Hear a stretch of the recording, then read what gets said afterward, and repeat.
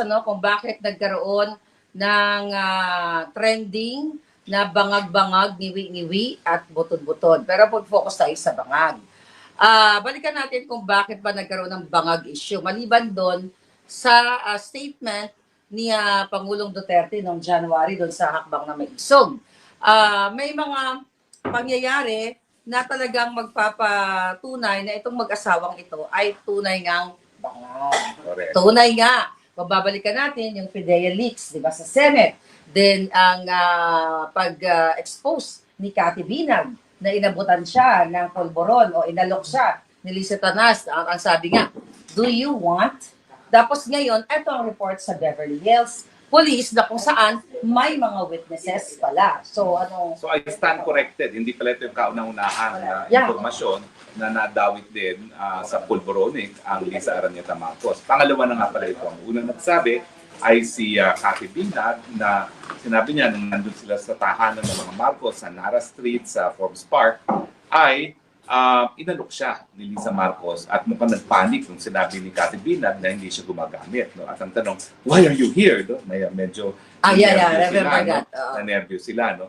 Pero yung issue ng bangag laban kay Marcos Jr., well, bago pa mailunsad ang maisog noong Enero 2024, sinasabi na talaga ni dating Pangulong Presidente Duterte nung siya ay mayor sa Davao, nakakatanggap na siya ng ebidensya na itong may isang kandidato daw, hindi pa niya pinangalanan, no? Para presidente, at gumagamit ang pulboronic kapag siya'y dumadalaw dyan sa siyudad ng Davao, kasama yung mga anak-anak ng mga pinakamayayaman dyan sa Davao. Doon sa maisog ng Enero niya, in-identify kung sino yun, at sinabi nga niya, ito ay si Marcos Jr. Kaya naman importante po huwag po tayong matakot na magbangag-bangag dahil ito pong bangag-bangag, ang pinanggalingan niyan ay si Tatay Digong mismo. Wala nang iba base sa mga impormasyong binigay sa kanya bilang isang alkalde at bilang isang presidente na rin. No? Pero itong si Lisa Araneta Marcos, bukod kay Cathy Binag, walang sinabing pulboronic din siya ang ating dating presidente. No? Yeah. At ang kauna-unahang indikasyon na mukhang pulboronic din siya ay itong police report na ibinasa ngayon ni Dinche. So, Marlica, sabihin mo nga, ano yung mga nakasaad dun sa police report na bago? Meaning, kasi binasa niya yung isang police report na alam niya may kopya ka. No? Pero meron siyang additional na nakuha. At ano yung mga dagdag na impormasyon na nakuha niya na wala dun sa police reports na hawak mo rin? So, sinabi niya, dun kasi sa unang police report na nirelease sa akin, ng Beverly Hills Police, walang witnesses. This time, may mga witnesses, di ba? May mga statement. May mga statement na nung nasa Waldorf Hotel sila at naghahati-hati sila, nakitaan ng parang reaction itong yung namatay na di umano na na-over-D. Okay? So, at ito ay sinabi ni Lisa, based na dun sa document, na normal lang na reaksyon ng nagbabangag. Okay. So, kung ganyan, di ba? Kung ganyan na nakita na pala ni Lisa Tanas at binaliwala niya yung manifestations ng isang nagbabangag, dapat siya managot dahil hindi niya bilang isang first lady, I hope, kung matino siya, mahalaga ang buhay ng tao, mahalaga yung nakikita mong danger, di ba? So, dapat tumawag na kaagad ng paramedics or 911 kasi may gano'n ng eksperyensya. So, dinownplay niya. In fact, sabi ng isang witness, itong si Lisa Araneta Marcos, ang siyang nagsabi, wag muna tayo tumawag ng tulong. Kasi normal lang yan. Lilipas din yan, kumbaga. Hindi natin alam kung yun talaga ang dahilan o nagdadahilan lang siya dahil alam niya na kapag tumawag ng tulong, nandoon siya. At hindi po pwedeng i-deny na nandoon siya. No? So, yan po ang isang bagong indikasyon, no? Na meron na talagang witness na nagsabi na nandoon si Lisa Araneta Marcos. So, wala nang kaduda-duda. Kasi doon sa nakuha ang police report, wala mga pangalan. No? Pangalawa, na siya ang nakapansin at nagsabi na magpahinga ka lang, diyan ka lang. At nung nagmungkahi na tumawag na ng tulog, ang nagsabi na wag na muna ay si Lisa Araneta Marcos. No? Now, bukod pa doon, ang pinakadamning is ano yung mga nakita doon sa lugar kung saan natagpuan nga yung unconscious body ng isang Pilipino. No? Ano ba yung sabi ni Dinche based sa blood meron talagang nakita na pulburon na kung saan naging dahilan nitong ng kanyang pagkamatay, di ba? Kasi hindi naman siguro ilalagay sa police report yon kung walang nakita. Correct. So based on that police report na recent, according to Din Chase, talaga namang dapat mapanagot itong mag-asawang bangag. To be specific, no, yung powdery white substance, parang nakalagay sa lamesa, tapos parang nakalagay sa pera, di ba?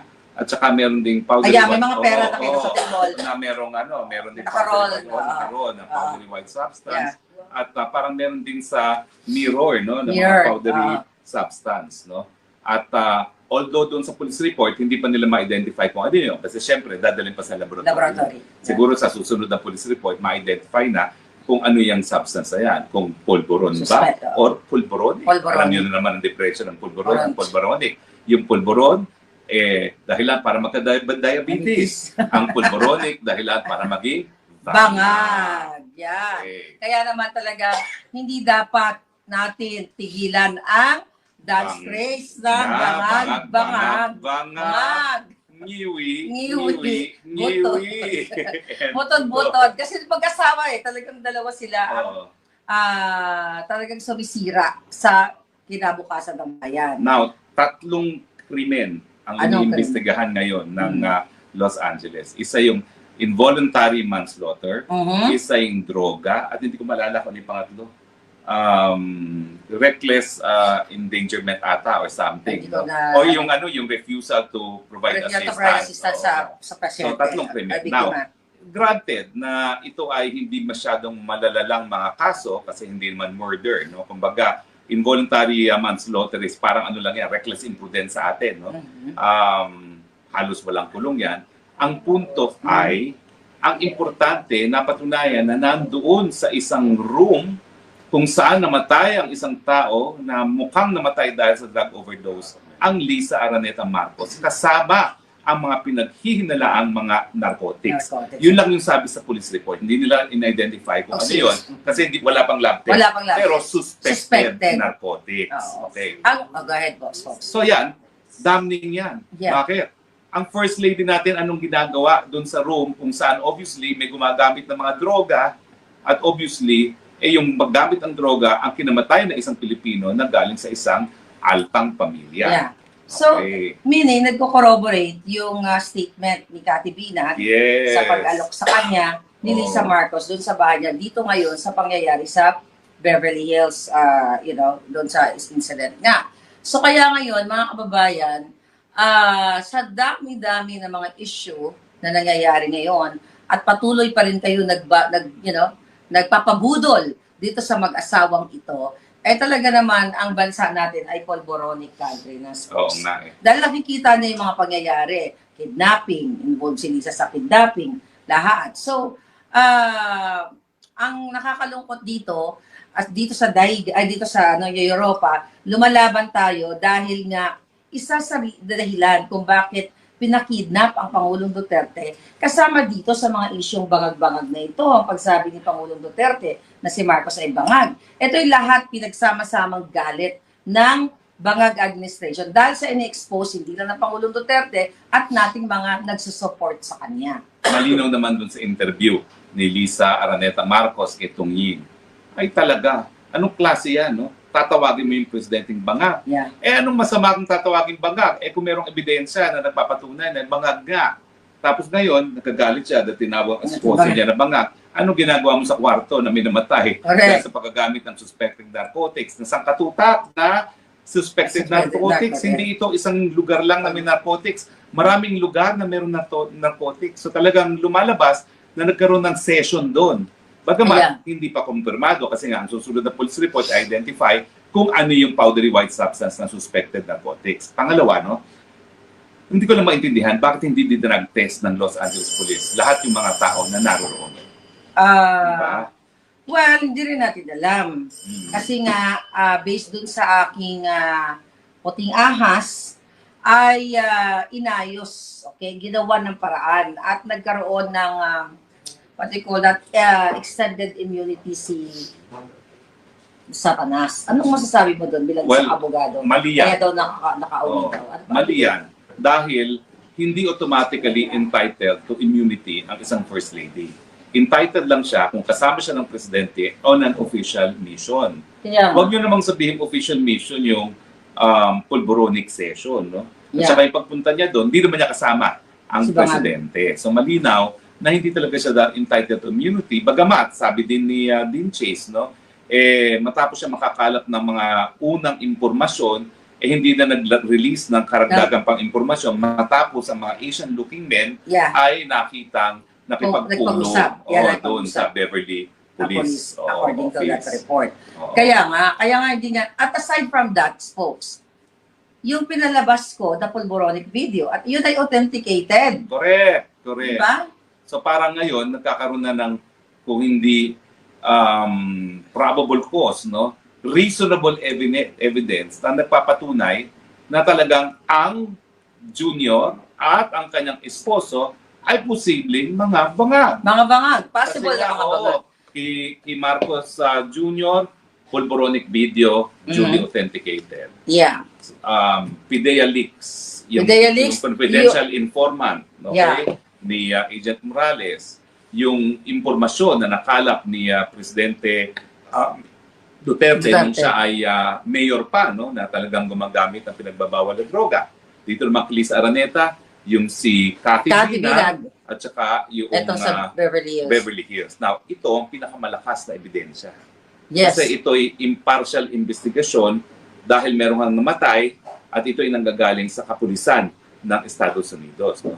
Kung may duda tayo minsan sa katapatan ng pulis sa Pilipinas, dahil lalo na nandiyan yung Torre, no? Siguro naman walang magdududa sa katapatan ng investigasyon na ginagawa ngayon ng Hollywood Police Department. Yeah, and I hope talagang lumabas na yan sa lalong madalang panahon. Kaya, in connection, kung bakit nandito ka, nandito ako, biktima ng mag-asawang pulboronic, itong si Pangulong Duterte. Kaya hindi natin pwedeng sabihin na wag tayo, pag may mga events tayo dito, whether birthday ni Pangulong Duterte, birthday ni Vice President Sara, na hindi tayo pwede magbangag-bangag.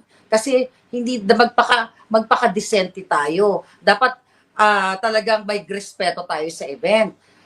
Sabi ko nga, paano mo re-respetuhin itong mga bangag na ito kung mismo sila ang nagpakidnap sa Pangulong Duterte dahil nga ito ay resulta ng kanilang pagiging addictus benedictus, pagiging bangag, pagiging polvoronic. So, kaya wala na silang hiya. Kahit nilabag nila ang batas sa Pilipinas, parang they don't care, di ba? Wala na. So, yun yung resulta nito, folks eh. Kaya, pinamumunahan tayo ng mag-asawang bangag at ng iba pang mga gabineting bangag. May sinabi si Cathy Binag dyan actually eh. And by her own admission, no, ang sabi ni Liza Araneta Marcos, talagang naging bad shot na si VP Sara. Yes. Natapos na nakitang nagtatatawa doon nga sa Maisog Rally kung saan pinangalanan sa kauna-unahang pagkakataon ni Tatay Digong kung sino yung kandidato para sa presidente na naging presidente na nga na di umano ay gumagamit ng droga habang nasa syudad ng Davao. No? At sabi talaga niya, yan ang dahilan kung bakit bad shot. Bad shot na siya sa akin. VP Sara, no? At dahilan nga, matapos itong pangyayaring ito, na nagsampan na ng impeachment sa complete laban kay Sara. No? So malinaw na importante na ilabas natin yung bangag-bangag. Correct. Kasi ito yung pinagmulan ng gulo sa panig ng Duterte at ng Marcos. At kung ikaw ay tunay na naninindigan para sa mga Duterte, unang-una, dapat wakwakan ng mga Marcos kasi in the first place, ang pinagmulan ng lahat ay pagiging bangag nila. Bakit sila magagalit na tatawagin silang bangag? Kung totoo naman. Correct. Diba? Ay, nakakatawa dyan, folks, marami kasing nabubudol yung mga mambubudol. Akala natin, nabudol na tayo, hindi na tayo magpapabudol muli. So ngayon, may mga nakakapasok sa hanay natin na akala natin para kay PRRD. Pero nasasaktan sila kapag sinasabi nating bangag o adik o magnanakaw ang pamilyang ang pamilyang Marcos. Lahat sila. So ang tanong dito, mga kababayan, ito bang mga taong ito, imagine na sasaktan sila sa bangag, sa magnanakaw, sa issue ng mga Marcos at hindi dapat natin binabanggit ito kapag nandoon si Amy Marcos. So, ano Ano to? Saan sila sumusuporta? Kay PRD o sa mga bangag?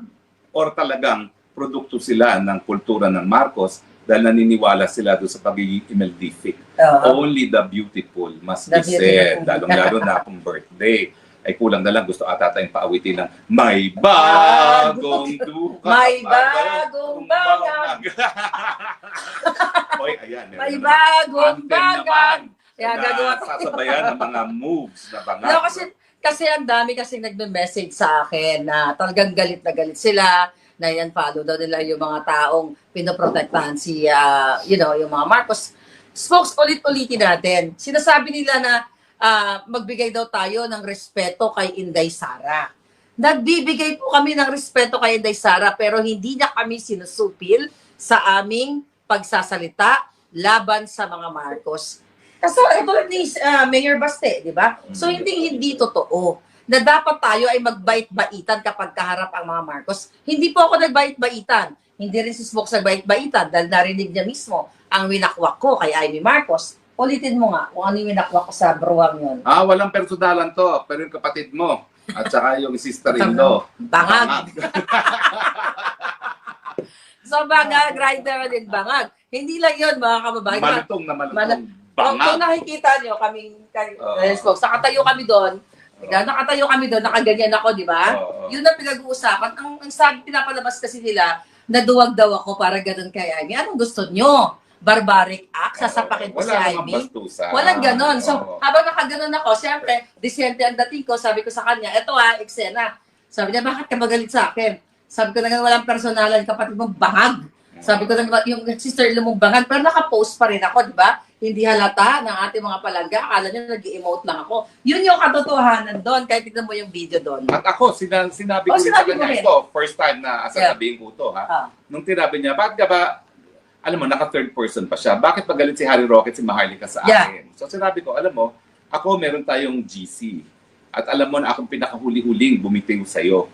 At sumuporta dun sa desisyon tanggalin ka dun sa GC, okay? Pinanggan siya sa GC. Kasi nga, naniniwala naman ako na talagang gusto niya pangalagaan yung pangalan ng Marcos. Yeah. Kaya lang, pinaasa niya tayo doon sa isang punto na sasabihin na niya ang totoo. At tinanong ko siya muli, nung kami na nanghalian, bakit pa kasi hindi mo pa sabihin bangag ang kapatid mo? Yeah. Ang sagot niya, consistent. Pangalawang beses niya sinagot yan. Kasi wala akong ebidensya. Hindi ko naman nakikita yan. Halos di ko nga sila nakikita. Mga anak ko pumupunta sa Malacanang, pero ako hindi na pumupunta. Dahil to quote her, gusto ko silang patayin. Okay? Unquote. Okay? Unquote. Yeah. Oo. So, pero hindi niya sinagot yung tanong.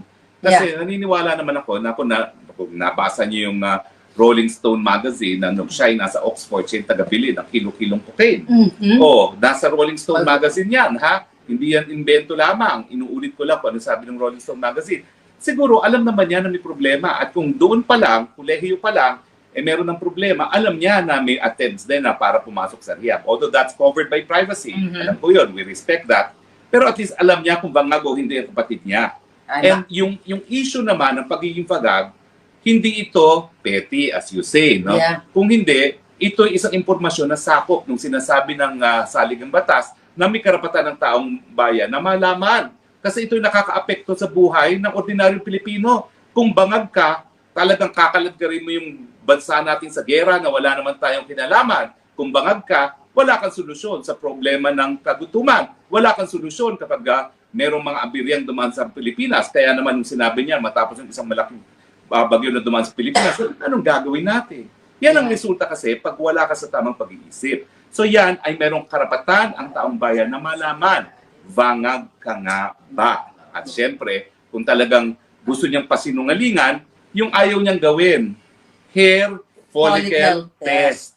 Yes. At bakit? Kasi yan ang talaga will put an end to everything. Si Vic Rodriguez sa kanyang libro, sinabi niya na yung pamamaraan niya para patayin nga yung issue na siya yung sinasabi ni Presidente Marcos na na gumagamit ng droga, no? Dahil yung time na yon, sabi ni Presidente Duterte, kandidato para presidente. O anong sabi ni Vic Rodriguez sa libro niya? Pinakuha niya ng urine test na nag-negative at dinala pa yung tao ng Sintox. Ang problema sa urine test kasi, madali mawala yung trace ng droga sa ihi. Kaya kinakailangan hair follicle test. Pero ang punto ko lang, kung talagang gusto na niya manahimik itong issue ng bangag ka ba, mag-hair follicle test kasi that will put an end to the controversy kung negative ang resulta. No, and aside from that, kung I don't know kung napanood mo, during the Senate hearing, yung urine test na yan, in-invite yung doctor na nag-test sa kanya. Nagkaroon ng doon ng kahina-hinalang mga sagot. Kaya nga, mayroong lapses doon sa timeline. But anyway, we will not discuss that. Ang dami na nating discussion about it. Gusto ko lang balikan yung Amy Marcos, yung lola mo.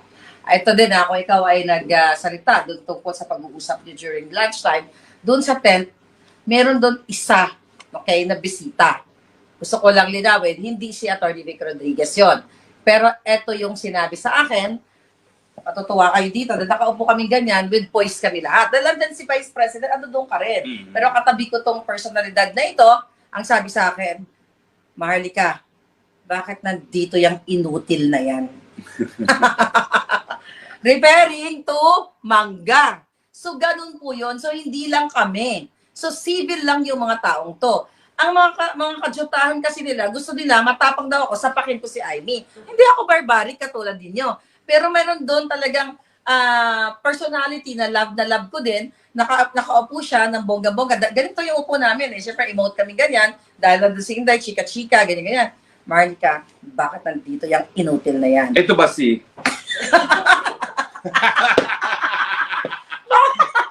Sana.